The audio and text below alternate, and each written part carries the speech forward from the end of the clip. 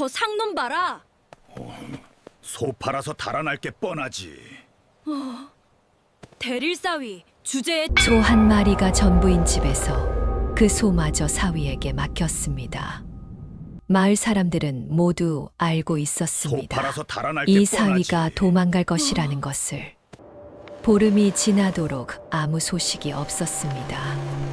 빈 외양간 앞에 홀로 주저앉은 노마님, 차가운 기둥을 손으로 쓸어내리며 평생 처음으로 하늘을 향해 무릎을 꿇었습니다. 이 사람을 믿었어야 하는 건데. 그런데 보름째 되던 날 저물녘 마을 어귀에서 들려온 소 울음소리는 한두 마리가 아니었습니다. 과연 빈손으로 떠난 이 사위에게 대체 무슨 일이 벌어진 것일까요? 오늘도 찾아와 주셔서 감사합니다. 구독과 좋아요로 오늘도 행복하세요. 조선 고종 제위 시절 전라도 구례 땅 어느 산자락 아래 작은 마을에 이런 이야기가 전해 내려옵니다. 가을 거지가 끝나고 들판에 찬바람이 내려앉던 무렵이었습니다. 황금빛으로 물들었던 논두렁은 어느새 거무스름하게 식어 있었고 감나무 가지 끝에 홍시 몇 알만이 쓸쓸히 매달려 있었지요. 그런 날씨에도 석봉은 여느 때와 다름없이 새벽부터 일어나 마당을 쓸고 외양간의 누렁이에게 여물을 챙겨 먹였습니다. 24살의 석봉은 본래 이웃마을 포목점 아들로 총명하기로 소문이 자자했습니다. 서당에서 글을 배울 때 훈장 어른이 이 아이 과거에 내보내면 장원급제 떼어 놓은 당상이라 했을 정도였지요. 하지만 세상이란 총명함만으로 굴러가는 것이 아니어서 가세가 기울어 붓과 책을 놓을 수밖에 없었습니다. 그러던 차에 김씨 댁 외동딸 옥분과 혼인을 하게 되었고 석봉은 처가에 들어앉는 대릴사위가 되었습니다. 사람들은 수군거렸습니다. 양반댁의 상민 출신 사위라니 김씨 마님도 참 딱하지. 옥분은 마음씨가 고왔습니다. 신분 차이를 탓하지 않고 석봉을 남편으로 받들었으며 두 사람은 비록 넉넉하지 않아도 오순도순 살았습니다. 그러나 하늘은 어찌 그리 야속한지 혼인한 지 2년째 되던 해 옥분이 아이를 낳다가 산후병으로 세상을 떠나고 말았습니다. 어린 아이도 어미를 따라갔습니다. 봄날 꽃잎처럼 허무하게 남겨진 것은 홀로 된 장모 김씨 마님과 갈 곳 없는 사위 석봉이었습니다. 석봉은 떠나지 않았습니다. 딸을 잃은 노인을 홀로 두고 갈 수 없다 하여 묵묵히 머물렀지요. 하지만 세상의 눈이란 곱지 않은 법이었습니다. 느티나무 아래 모여 장기를 두던 김좌수 영감이 코웃음을 쳤습니다. 대릴사위 주제에 어디 갈 데나 있겠어. 붙어있는 게지. 장영감도 거들었습니다. 재산이 뭐가 있다고 소 한 마리밖에 없는 집에. 그 말이 틀린 것도 아니었습니다. 김씨 댁의 전 재산은 누렁이 한 마리가 전부였으니까요. 마님과 석봉 사이는 봄 이후로 더욱 서먹해졌습니다. 마님은 딸을 잃은 슬픔을 어디에 쏟아야 할지 몰랐고 그 눈길이 가끔 사위에게 향했습니다. 말은 하지 않았지만 눈빛은 말하고 있었지요. 내가 떠나면 나는 끝이다. 그러나 너를 믿어야 할지 모르겠다. 그러던 어느 저녁이었습니다. 석봉이 수저를 놓자마자 마님이 말을 꺼냈습니다. 석봉아. 예, 마님. 남원 장터에 소가 나간다 하더구나. 누렁이를 팔아오너라. 요즘 소값이 좋다 하니 넉넉히 받아오면 겨울은 날 수 있을 게야. 방 안에 침묵이 흘렀습니다. 누렁이는 김씨 댁의 전부였고 마님도 그것을 모르지 않았습니다. 그럼에도 사위에게 내밀었다는 것은 어쩌면 시험이었는지도 모를 일이었습니다. 석봉이 천천히 입을 열었습니다. 보름 후에 돌아오겠습니다. 마님의 눈이 가늘어졌습니다. 남원 장터까지는 사흘 길이면 충분했습니다. 보름이라니 그것은 이상한 말이었지요. 마님은 날카로운 눈빛으로 사위를 훑었지만 석봉은 고개를 숙인 채 더 말을 잇지 않았습니다. 알았다. 짧은 대답이었습니다. 그러나 그 짧음 안에 수많은 것이 담겨 있었지요. 다음 날 이른 새벽 서리가 내린 마당에 석봉의 집신 소리가 울렸습니다. 누렁이를 외양간에서 이끌어 내고 새끼줄을 고쳐 메었습니다. 낡은 도포 하나, 엽전 몇 입, 그리고 어머니가 싸준 주먹밥 세 덩이가 전부였지요. 마을 어귀를 벗어날 무렵 등 뒤에서 수군거리는 소리가 들렸습니다. 저 상놈 도망갈 게 뻔해. 소 팔아서 어디 달아나겠지. 석봉은 주먹을 쥐었습니다. 손마디가 하얗게 변할 만큼. 그러나 걸음을 멈추지 않았습니다. 고개를 숙이고 묵묵히 발걸음을 옮겼습니다. 그 순간 닫힌 대문 뒤에서 한 사람이 그 뒷모습을 바라보고 있었습니다. 김씨 마님이었습니다. 반백의 머리카락이 새벽바람에 흩날렸고 굳게 담은 입술이 미세하게 떨리고 있었습니다. 무언가를 삼키는 듯한 얼굴이었지요. 누렁이의 방울소리가 아침 안개 속으로 멀어져 갔습니다. 보름. 그 시간이 이 집을, 이 두 사람을 어떻게 바꾸어 놓을지는 그때는 아무도 몰랐습니다. 사람이 떠난 자리는 생각보다 크게 비어 있었습니다. 석봉이 누렁이를 끌고 마을을 나선 다음 날, 김씨 마님은 여느 때처럼 새벽에 눈을 떴습니다. 아직 어둠이 가시지 않은 마당을 내다보았을 때 마님은 그제야 실감했습니다. 외양간 쪽이 이상하리만치 고요하다는 것을. 매일 새벽이면 여물을 씹는 소리와 함께 석봉의 집신 소리가 들려왔는데 그 소리가 없었습니다. 마님은 방문을 닫고 다시 자리에 앉았습니다. 그러나 잠은 오지 않았지요. 사흘이 지났습니다. 마님은 하루에도 몇 번씩 대문 쪽으로 시선을 던졌습니다. 장독대 옆 감나무에 까치가 앉아 울면 혹시나 하고 귀를 기울였습니다. 그러나 살인문 너머로 들려오는 것은 바람 소리뿐이었습니다. 엿새가 지났습니다. 빨래터에 나간 마님의 귀에 여인들의 수군거림이 들려왔습니다. 김씨 마님 댁 사위 말이오? 역시 달아난 개지, 뭐. 상민이 양반댁 재산을 보고 든 거 아니겠어요? 소까지 끌고 갔다잖아요. 세상에 마님이 불쌍하지. 마님은 방망이질을 멈추었습니다. 손이 떨렸지만 고개를 들지 않았습니다. 흘러내리는 냇물 소리가 유달리 크게 들렸지요. 양반 마님이 빨래터에서 눈물을 보일 수는 없는 노릇이었습니다. 마님은 입술을 깨물고 방망이를 다시 들었습니다.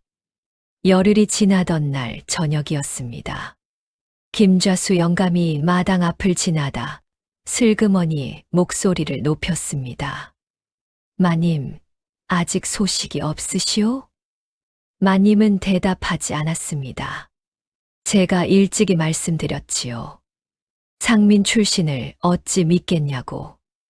딸 자식 복도 없으시더니 사위 복도 영 없으시구먼. 마님의 눈이 가늘게 떨렸습니다. 그 눈빛이 어찌나 날카로웠던지 김좌수 영감도 헛기침을 하며 슬그머니 자리를 피했습니다. 그러나 그 사람이 떠나고 나자 마님은 그 자리에 주저앉고 말았습니다. 양반의 체면도 마님의 위신도 그 순간만큼은 붙잡을 수가 없었습니다. 빈 외양간 앞이었습니다. 마님은 손을 뻗어 누렁이가 묶여있던 기둥을 만졌습니다. 나무에 달아 반질반질해진 새끼줄 자국이 손바닥에 닿았습니다. 밥 한 술 더 먹이려고 여물을 손수 챙기던 석봉의 뒷모습이 떠올랐습니다. 말수는 적어도 손발은 부지런했던 그 사람.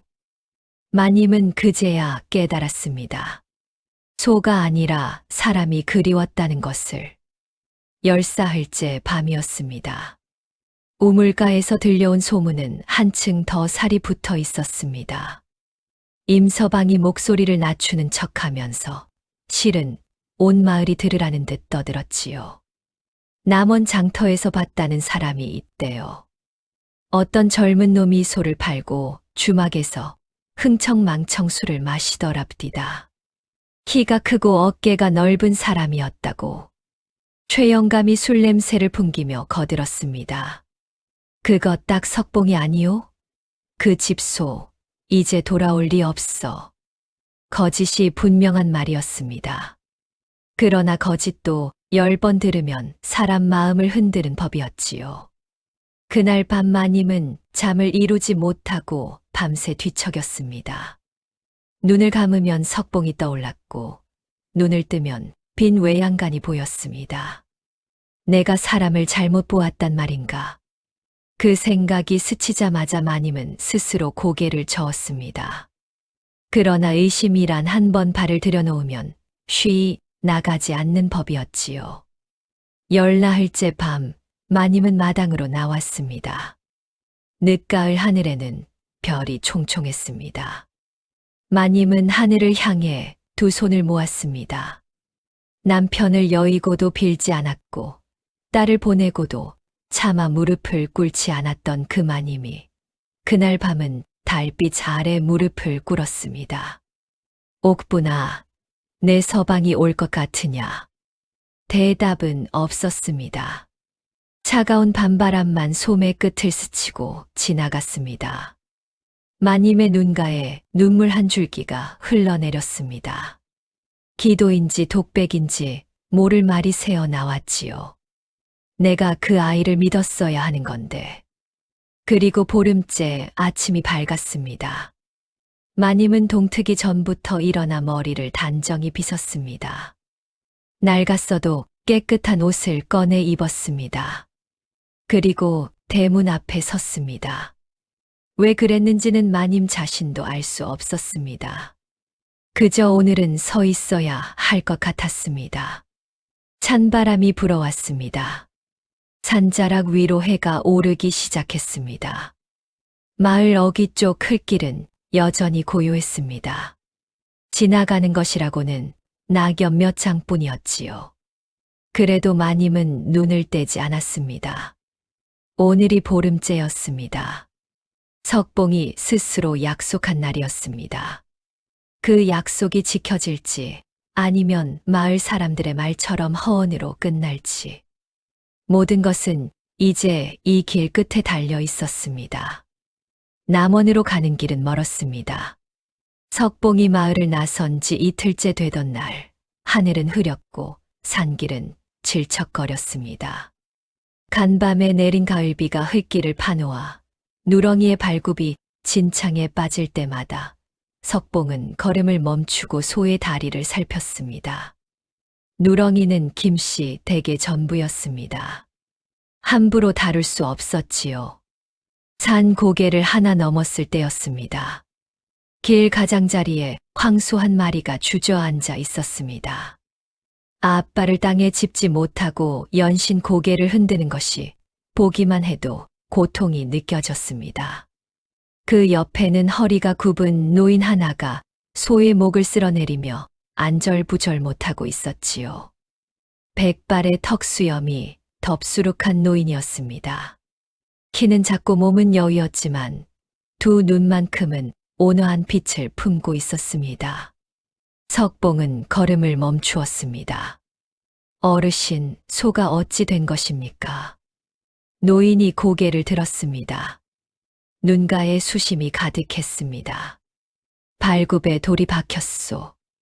아까부터 빼내려 하는데 이 늙은 손으로는 도통 힘이 달려서. 석봉은 지게를 내려놓고 무릎을 꿇었습니다. 황소의 앞발을 조심스레 들어 발굽 안쪽을 살펴보았습니다. 과연 날카로운 돌 조각 하나가 살 속 깊이 박혀 있었습니다. 어지간히 박힌 것이 아니었지요. 석봉은 허리춤에서 작은 칼을 꺼내 돌 주변의 흙을 조심스레 걷어냈습니다. 황소가 뒷발을 차며 버둥거렸습니다. 그러나 석봉은 한 손으로 발굽을 단단히 붙들고 흔들리지 않았습니다. 이윽고 돌 조각이 빠져나왔습니다. 황소가 한숨을 내쉬듯 코를 훌쩍였습니다. 노인의 눈에 눈물이 맺혔습니다. 고맙소, 총각. 이 소가 없으면 이 늙은이는 꼼짝달싹 못하는데. 석봉은 손을 털고 일어섰습니다. 남원 장터로 가시는 길입니까? 그렇소. 나는 만복이라 하오. 30년 소장수요. 만복 영감이었습니다. 남원 일대에서 소 보는 눈 하나는 딸을 자가 없다고 소문난 사람이었습니다. 그러나 3년 전 대홍수로 소 12마리를 한꺼번에 잃고 지금은 마지막 남은 황소 한 마리로 제 길을 도모하는 처지였지요. 두 사람은 함께 걷기 시작했습니다. 만복 영감은 말이 많은 사람이었습니다. 걸으면서도 쉬지 않고 이야기를 풀어놓았습니다.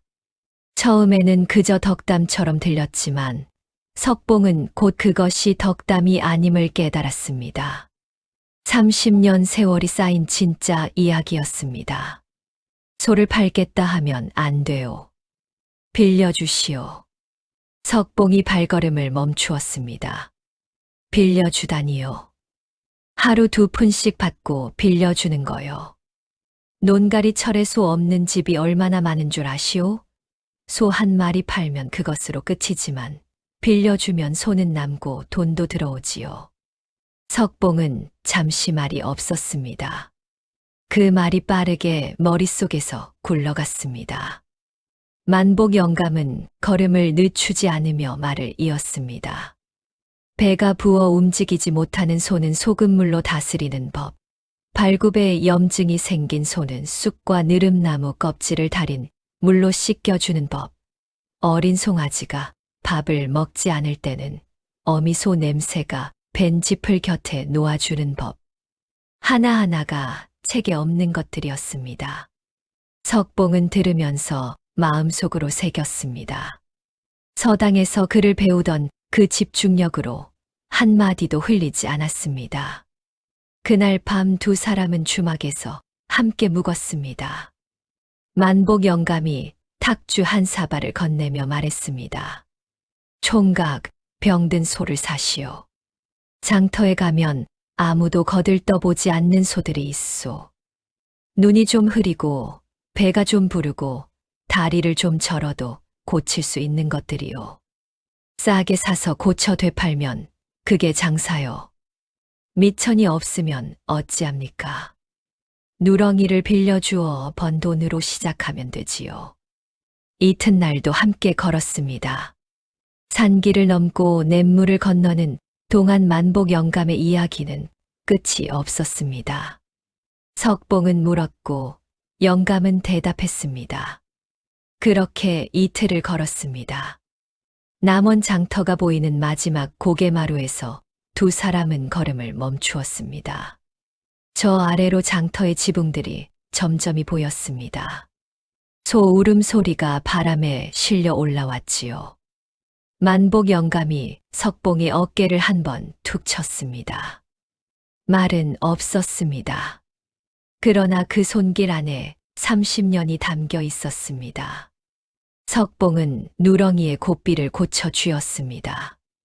마님의 차가운 눈빛이 떠올랐습니다. 마을 사람들의 비웃음이 떠올랐습니다.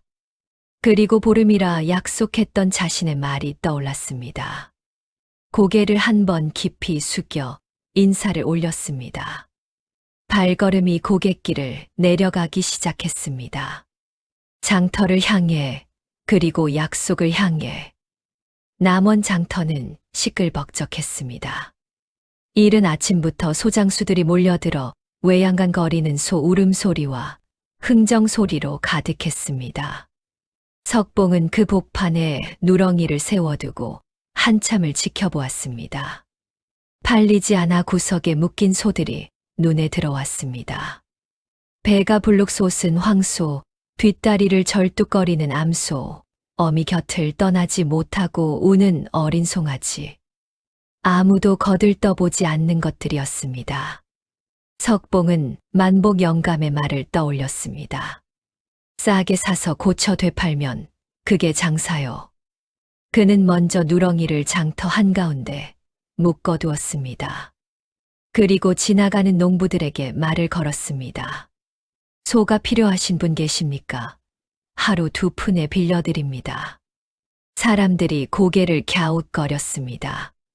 소를 빌려준다는 말을 처음 들어보는 얼굴들이었지요. 그러나 다음 날 논가리가 급한 농부 하나가 반신반의하며 누렁이를 하루 빌려갔습니다. 해가 지기 전에 돌아온 농부의 얼굴에 만족스러운 빛이 돌았습니다. 이 소, 일을 참 잘하는구먼. 그 말 한마디가 장터에 퍼지는 데는 하루도 걸리지 않았습니다. 누렁이를 빌리려는 사람들이 줄을 섰습니다. 석봉은 누렁이가 쉬는 틈을 타서 구석에 묶인 병든 소들에게 다가갔습니다. 배가 불룩 솟은 황소는 주인이 단돈 3푼에 내놓고 있었습니다. 석봉은 그것을 샀습니다.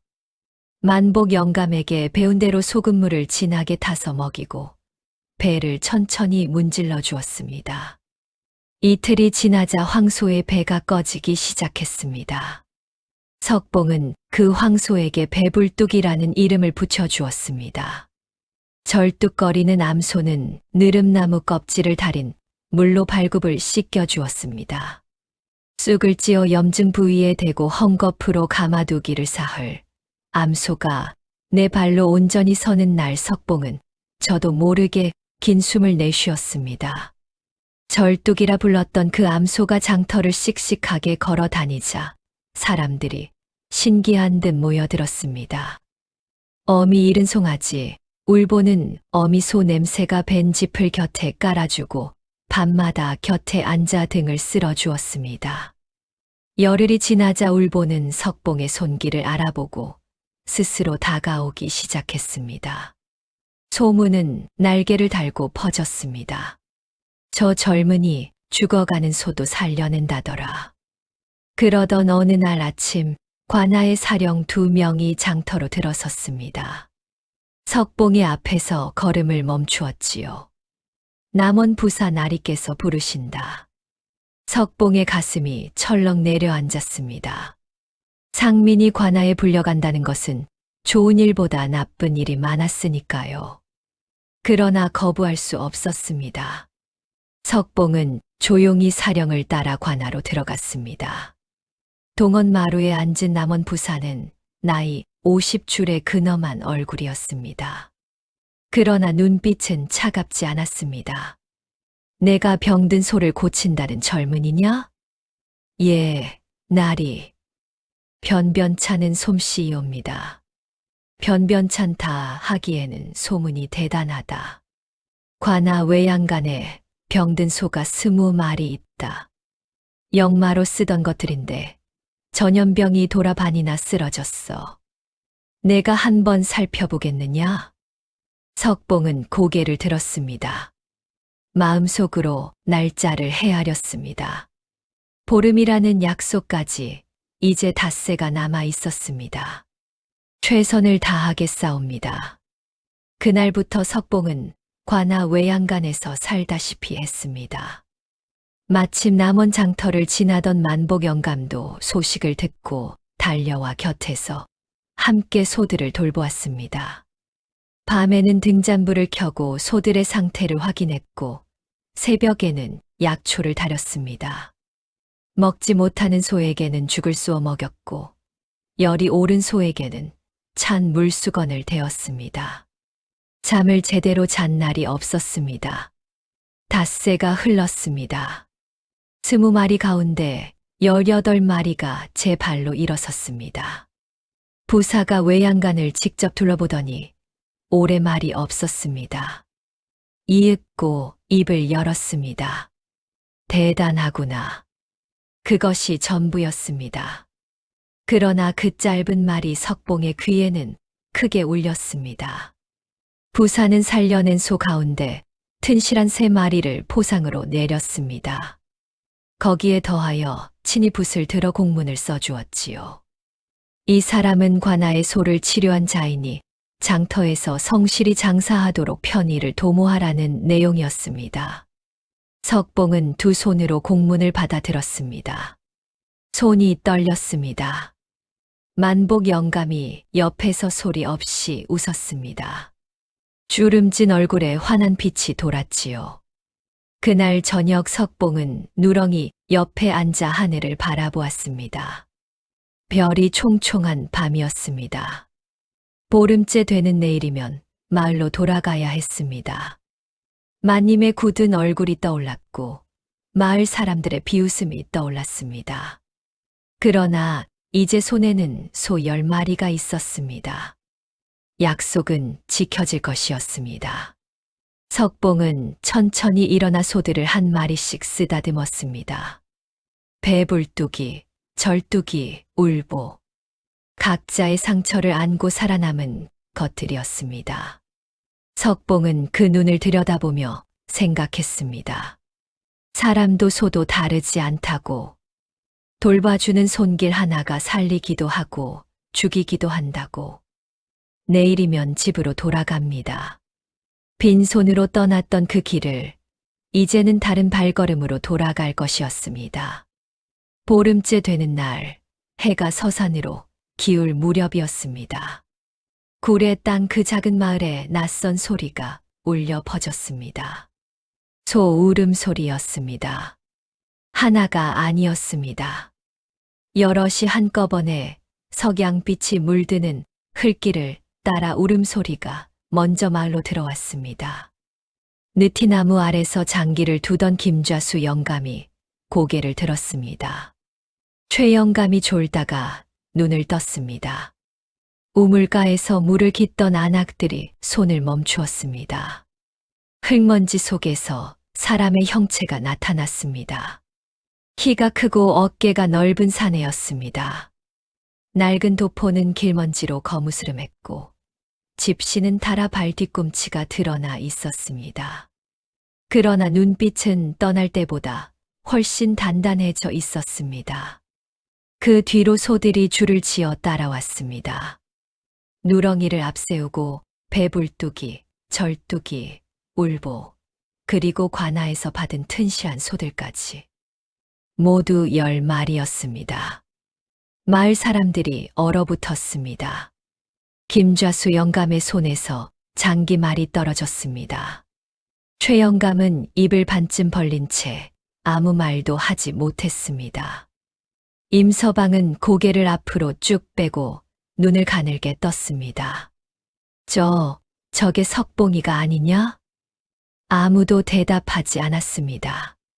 석봉은 걸음을 멈추지 않았습니다. 시선을 앞에 고정한 채 마을 어귀를 지나쳤습니다. 보름 전 그 길을, 고개를 숙이고 지나쳤던 그 길을 이번에는 고개를 들고 걸었습니다. 소들의 방울 소리가 저녁 공기를 가르며 울렸습니다. 김씨 댁 대문 앞에 한 사람이 서 있었습니다. 마님이었습니다. 머리를 단정히 빗고 낡았어도 깨끗한 옷을 차려입고 아침부터 그 자리에 서 있었던 사람이었습니다. 소 울음소리가 들려오는 순간 마님의 2 다리가 힘을 잃었습니다. 대문 기둥을 붙잡으려 했지만 손이 떨려 잡히지 않았습니다. 그대로 주저앉고 말았지요. 석봉이 가까이 다가왔습니다. 무릎을 꿇었습니다. 돌아왔습니다, 마님. 마님은 말을 하지 못했습니다.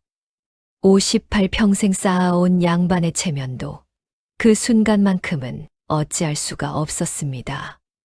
눈물이 흘렀습니다. 소리 없이 그러나 멈추지 않고 흘렀습니다.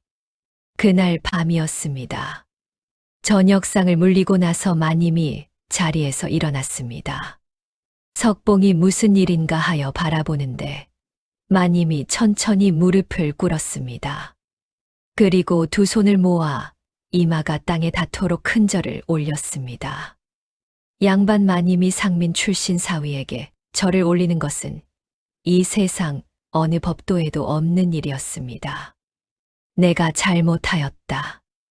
용서하여라. 석봉은 황급히 몸을 낮추었습니다.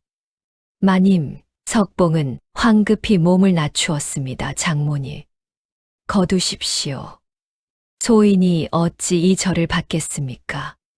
받아야 한다. 나는 내가 떠난 보름 동안 하루도 편히 자지 못하였어. 소가 걱정된 게 아니었다. 사람이 걱정된 게야. 방 안에 잠시 침묵이 흘렀습니다. 석봉이 조용히 입을 열었습니다. 알고 있었습니다. 장모님 그만큼 힘드셨다는 뜻이니까요. 마님이 고개를 들었습니다. 석봉의 눈에 원망이 없었습니다. 처음부터 없었던 것처럼 맑고 고요한 눈빛이었습니다. 마님은 그 눈을 보고 나서야 비로소 울음을 삼켰습니다. 그 뒤로 세월이 흘렀습니다. 사람의 일이란 한 번 물고가 트이면 그 흐름을 막기 어려운 법이었습니다. 석봉의 소 장사는 해가 갈수록 번성했습니다. 병든 소를 고쳐 되파는 소문이 인근 고을까지 퍼져나갔고 남원 부사가 써준 공문은 장터마다 석봉의 이름을 알리는데 큰 힘이 되었습니다. 만복 영감은 그 뒤로도 철마다 찾아와 사랑방에서 묵어가며 이런저런 이야기를 나누었습니다. 두 사람 사이에는 나이도 신분도 없었습니다. 3년이 지났습니다. 김씨 댁 초가 삼가는 어느새 기와집으로 바뀌어 있었습니다. 외양간에는 30마리의 소가 저마다 건강하게 여물을 씹었고 마당에는 머슴 둘이 부지런히 일손을 놀렸습니다. 마을 사람들은 이제 석봉을 보면 고개를 숙였습니다. 김좌수 영감은 언제 그랬냐는 듯 석봉을 가장 오래 알고 지낸 사람처럼 굴었지만 석봉은 그것도 탓하지 않았습니다. 세상이란 원래 그런 것이라고 그는 알고 있었으니까요. 마님은 그 겨울을 넘기지 못하고 이듬해 봄에 자리에 누웠습니다. 오래된 병이 깊어진 것이었습니다. 석봉은 날마다 손수 미음을 쏘아 올렸고 밤이면 마님의 방 앞에서 잠을 청했습니다. 마님이 마지막으로 눈을 뜬 날 아침 석봉의 손을 꼭 잡았습니다. 내가 떠나지 않았을 때 고맙다고 말한 그날이 내 생애 최고였다. 그것이 마님의 마지막 말이었습니다. 석봉은 그 손을 오래 놓지 않았습니다. 후세 사람들이 이 이야기를 전하며 이르기를 사람의 됨됨이는 가진 것이 많을 때가 아니라 아무것도 없을 때 비로소 드러난다 하였습니다. 석봉은 소 한 마리와 보름이라는 시간밖에 없었습니다. 그러나 그것으로 충분했습니다.